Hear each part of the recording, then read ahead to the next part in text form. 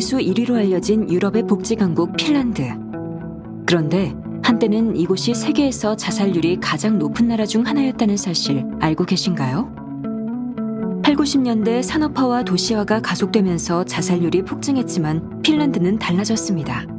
심리부검이나 정신건강 서비스를 강화하는 등 범정부 차원의 자살 예방 대책들을 수립하여 불과 20년 만에 자살 건수를 절반 이상 줄이는 데 성공한 것입니다. 그렇다면 우리나라는 어떨까요? 우리나라의 자살률은 쉽게 줄어들지 않고 있으며 여전히 자살공화국이란 오명을 벗지 못하고 있습니다. 최근 통계청이 발표한 대한민국의 자살률은 OECD 회원국 중 가장 높은 수준입니다. 한때 한강의 기적을 이뤄내며 그 어느 나라보다 빠르게 선진국 대열에 합류한 대한민국은 지금 세계에서 가장 우울한 나라가 됐습니다. 더 이상 물러설 데가 없습니다. 지금이야말로 국회가 한 걸음 더 나아가 그들의 손을 잡아줄 때입니다. 22대 국회가 문을 열면서 그 어느 때보다 중요한 출발선에 선 국회 자살 예방 포럼. 안전하고 살기 좋은 대한민국을 이끌어갈 새로운 주역들을 소개합니다.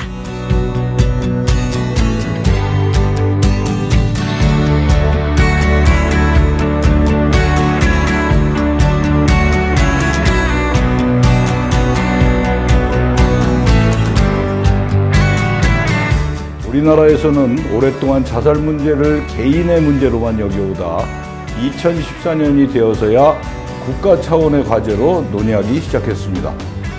다른 나라들에 비해 출발은 좀 늦었지만 우리 국회 자살 예방 포럼은 자살 없는 대한민국을 만들기 위해 법과 제도를 개선하고 예산을 확보하는 등 부단히 노력하고 있습니다.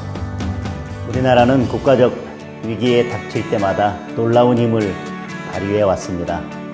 정부와 지자체 그리고 시민단체를 비롯한 국민 모두가 힘을 모으면 자살 위기를 극복하여 더 건강하고 행복한 대한민국을 만들 수 있습니다.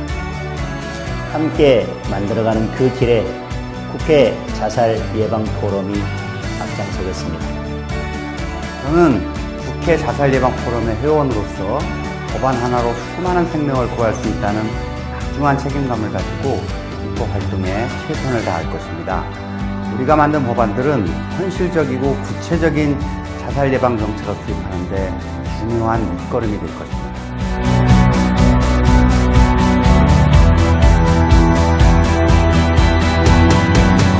정책이 제대로 시행되기 위해서는 충분한 예산이 필요합니다. 2024년 예산을 보면 우리나라 자살 예방 예산은 주변 다른 나라들에 비해 부족한 실정입니다. 대한민국 실정에 맞는 자살 예방 시스템을 구축할 수 있도록 예산을 확충하는 데 많은 노력을 기울이겠습니다. 자살 예방에 성공한 해외 사례들을 연구하는 것 또한 중요한 과업이 될 것입니다. 세계 최초로 외로움 담당 철반을 임명한 영국의 사례, 언론의 자살 보도 권고안을 시행해 투신 자살 문제를 절반으로 줄인 오스트리아의 사례 등은 우리나라에서의 해법을 찾는 데 많은 도움이 되고 있습니다.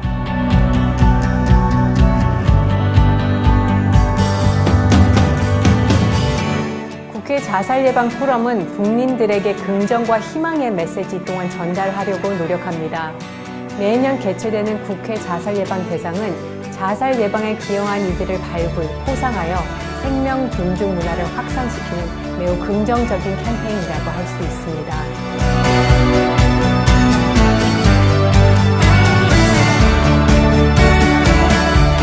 먹고 사는 문제로 하루가 다르게 삶이 어려워지고 사회는 단절되어 지금 우리는 어느 때보다 자살 위험도가 높은 상황입니다. 이럴 때일수록 우리가 서로 함께 해야만 자살 문제를 극복해 나갈 수 있습니다. 지금은 한 발 더 앞서 한시라도 더 빨리 힘들고 어두운 것을 들여다봐야 할 때입니다. 2024년 새롭게 출범하는 국회 자살 예방 포럼은 대한민국이 우울과 절망에서 벗어나 삶의 희망을 다시 찾을 수 있도록 최선을 다할 것입니다. 저 김종은, 저 정점식은, 저 이모선은, 저 장동혁은, 저 강선우는, 저 정의용은, 저 김태선은, 저 한지아는